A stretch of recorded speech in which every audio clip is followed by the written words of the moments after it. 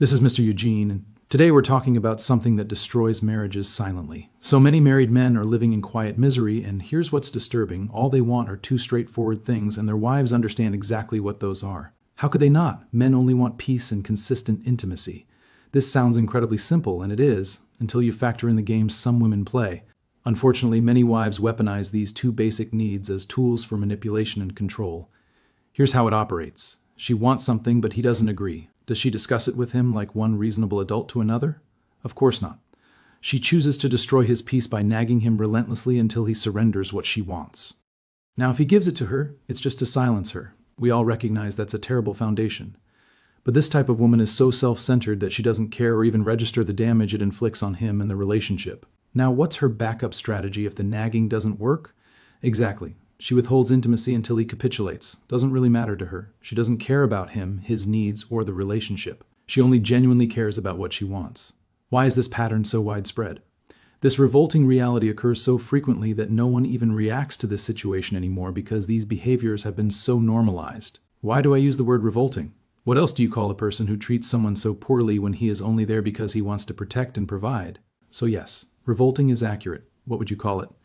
Here's why this happens. 1. Pure selfishness. Selfish wives don't consider what husbands need, want, feel, think, or anything else. It's entirely about their desires.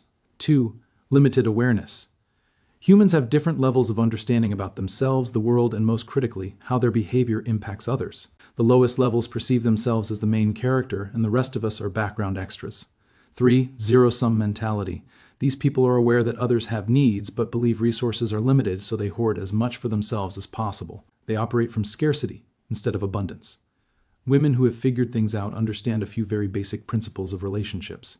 Being caring and considerate of our husband's needs is the most effective way to provide what they need so that we can receive what we need. What we do directly impacts our husband's well-being and his capacity to be the best provider and protector he can be. What this resembles in real life, an ascending spiral. A descending spiral is more common in relationships. We create what's called the ascending spiral, which is when we give freely of ourselves, more of our husband's needs are met. So he can give more freely of himself, which meets more of our needs and allows us to give more freely of ourselves. You grasp the concept. But here's what most men don't realize until it's too late. This isn't just about her being difficult. This is about her operating from a completely different framework than you are. You entered marriage believing in partnership. She entered marriage believing in transaction. You thought you were building something together. She thought she was securing resources and control. When you provide, you think you're fulfilling your role as a husband. When she receives, she thinks she's getting what she's entitled to. When you ask for peace or intimacy, you think you're expressing basic needs. When she hears those requests, she hears opportunities for leverage. This is the gap that destroys marriages. Not miscommunication, not growing apart, but a fundamental difference in how you view the relationship itself. You see it as give and take, mutual support, building together. She sees it as negotiation, power dynamics, extracting maximum value. And here's what makes this so insidious. She doesn't think she's doing anything wrong. In her mind, she's just being strategic. She's just making sure her needs get met. She's just using the tools available to her. The nagging isn't cruelty to her. It's persistence. The withholding intimacy isn't manipulation. It's boundary setting. The constant disruption of your peace isn't abuse. It's communication. She's reframed every controlling behavior as something reasonable, something justified, something you're forcing her to do because you won't just give her what she wants. This is why talking to her about it doesn't work. You're speaking different languages.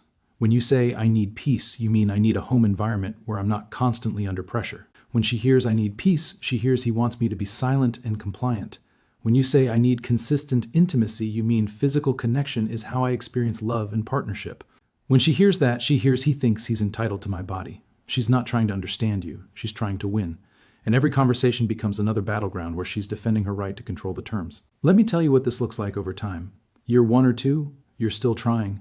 You're still explaining. You're still hoping she'll understand if you just communicate better. You read books on marriage. You suggest counseling. You try to be more understanding of her perspective. Year 3 to 5, you're getting exhausted. The same patterns keep repeating. The nagging hasn't stopped. The intimacy is still being used as currency. Your peace is still getting disrupted whenever she wants something. But you keep trying because you made a commitment. Year 6 to 10, something inside you starts dying. You stop expecting things to change. You stop hoping she'll suddenly become the partner you thought you married. You start accepting that this is just what marriage is. You watch your friends in similar situations and realize everyone's just enduring. Year 10 plus, you're living as roommates. You've stopped asking for what you need because you know it'll just be used against you. You've stopped trying to explain how her behavior affects you because she's made it clear she doesn't care. You show up, you provide, you fulfill your obligations. But emotionally, you've checked out. That's the progression. That's what happens when a man realizes his wife views his basic needs as negotiating points instead of things she should want to fulfill because she loves him. And here's what nobody tells you: she knows exactly what she's doing. This isn't ignorance. This isn't her not understanding how her behavior affects you. She understands perfectly. She just doesn't care enough to change. Because changing would mean giving up power. Changing would mean she can't manipulate outcomes anymore. Changing would mean she'd have to actually consider your needs as important as her wants.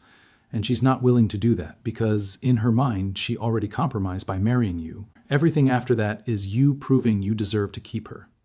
This is why so many married men are miserable.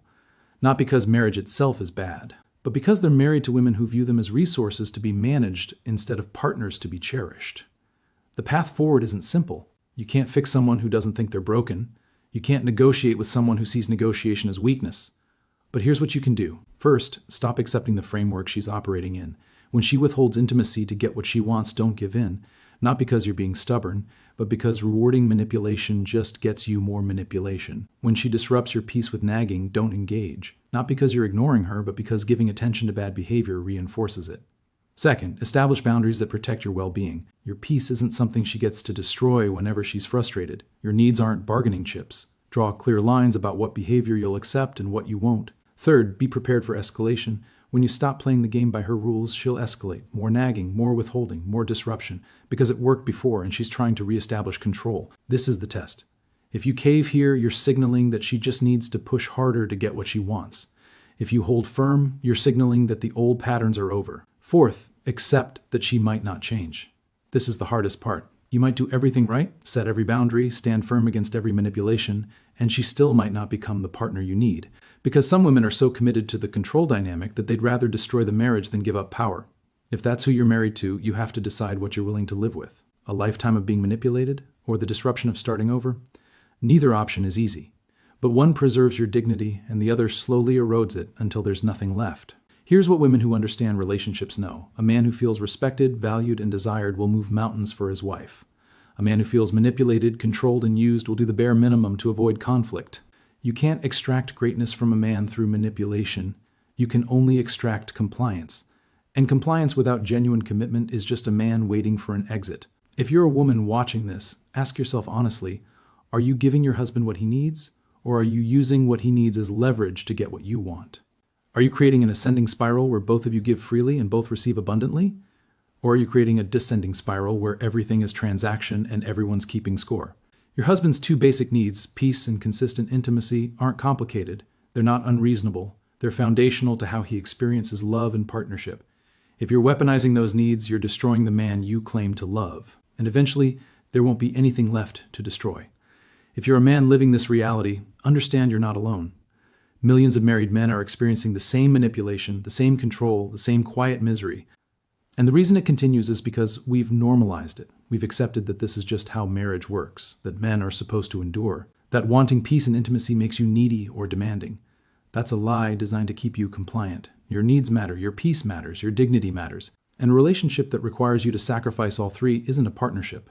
It's exploitation. Drop your experience in the comments. Are you living this? Have you escaped it? What does your marriage actually look like? And if this resonated, subscribe. This channel exists to speak truth about relationships that nobody else will say, to validate experiences that get dismissed, and to remind men that wanting basic respect in your own home isn't asking too much. The truth might be uncomfortable, but it's far less damaging than living a lie.